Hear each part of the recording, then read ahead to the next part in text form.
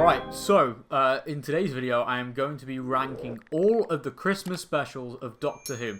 I'm kind of stealing this idea from Crispy Pro, but you know what, it's cool. He linked the tier list and I was like, you know what, I'm going to give it my own try. So if we have a look here, we've got all the Christmas specials and I'm going to try and do them in chronological order. So got the Christmas Invasion first, that I'm just going to put as, it was good. It was the first episode, or the first Christmas special in Modern Who, and the 10th Doctor was out for most of it. He got awoken by the cup of tea in like the final act. And you know what? It was good.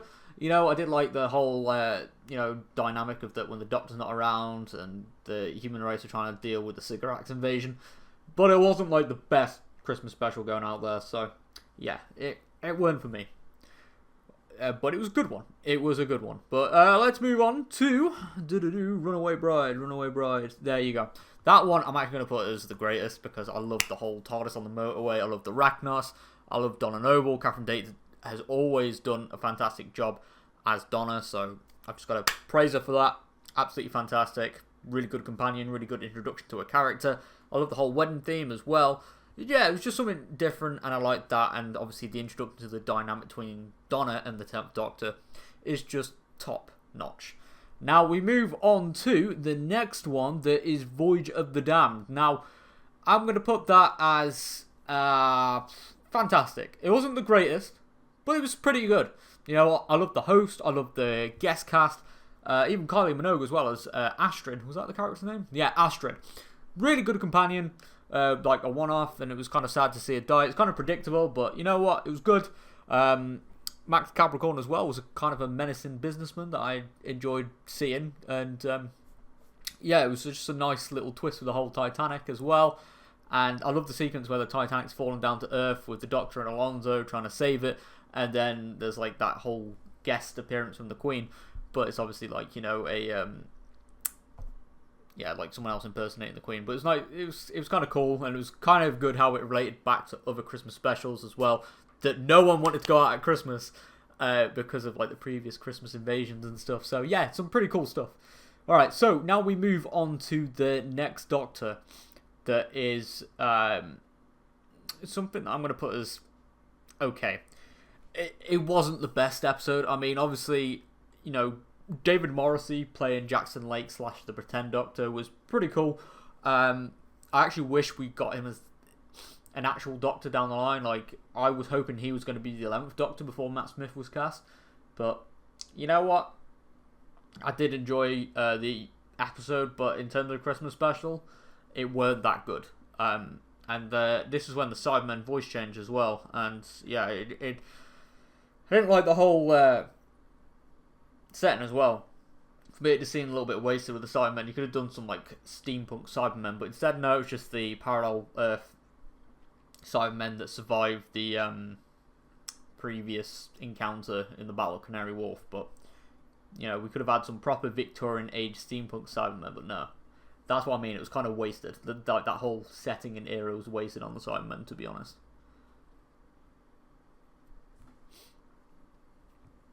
Alright, now we move on to the End of Time. Now, I'm a bit annoyed that I'm guessing that it counts for both parts for this, even though the second part aired on New Year's Day in 2010, and obviously the first part was Christmas Day 2009. So, what I'm going to do, because it is Christmas specials, I'm just going to put it as part 1. And part 1 for me was good. But if I was going to count part 2 as well, then it would be absolutely fantastic. Probably the greatest, because it was the departure of the 10th Doctor. It's very heartfelt and emotional. But part time, obviously, it's 2-part story. Part 1 spent a lot of time setting up the Master's return. Well, I'll say setting up the Master's return. The Master returned pretty early on, but it was like building up to this prophecy, and obviously the Master race and everything like that.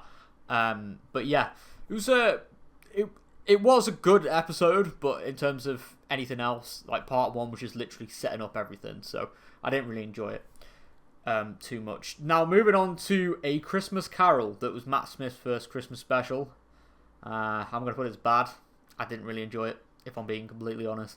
I didn't really, yeah. If I'm being honest, I've only watched it a handful of times, if that. But whenever I watched it, it's, yeah, for me personally, it's a snooze fest. It really is. And unfortunately, it's just not for me. It really isn't for me, I'm afraid.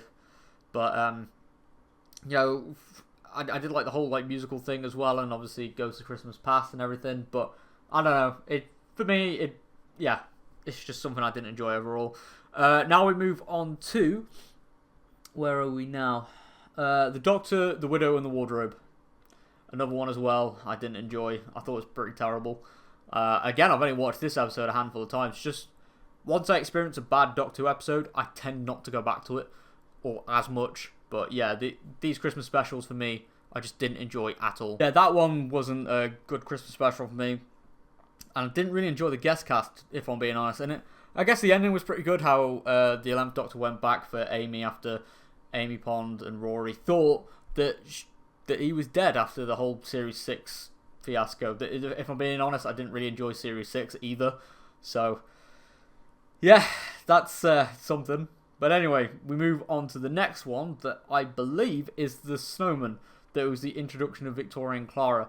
That I'm going to put as good.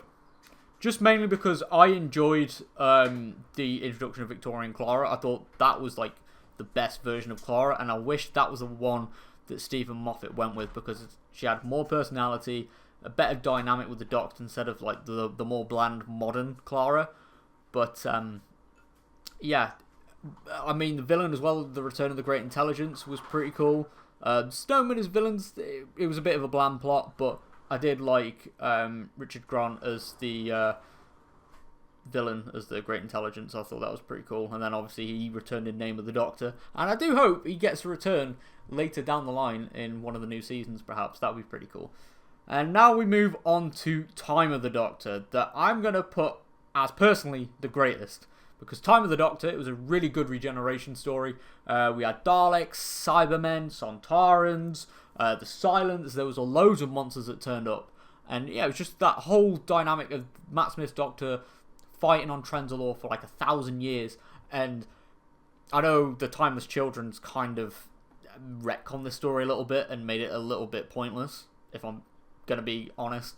But yeah, Series 13 could fix that, obviously, but I doubt it. But anyway, yeah, I just like that whole thing. You know, Matt Smith's Doctor physically couldn't regenerate, and that he was putting his own life on the line to fend off all these monsters. Oh yeah, also the Weeping Angels as well were in this, that I thought was probably one of their better cameos. But yeah, you know, that whole thing of Matt Smith's Doctor fighting all the monsters and, you know, saving the day for 1,000 years, and then getting to the point where he couldn't regenerate, and then that whole scene where he gets the regenerations. I love that. It gives me goosebumps every time I watch it.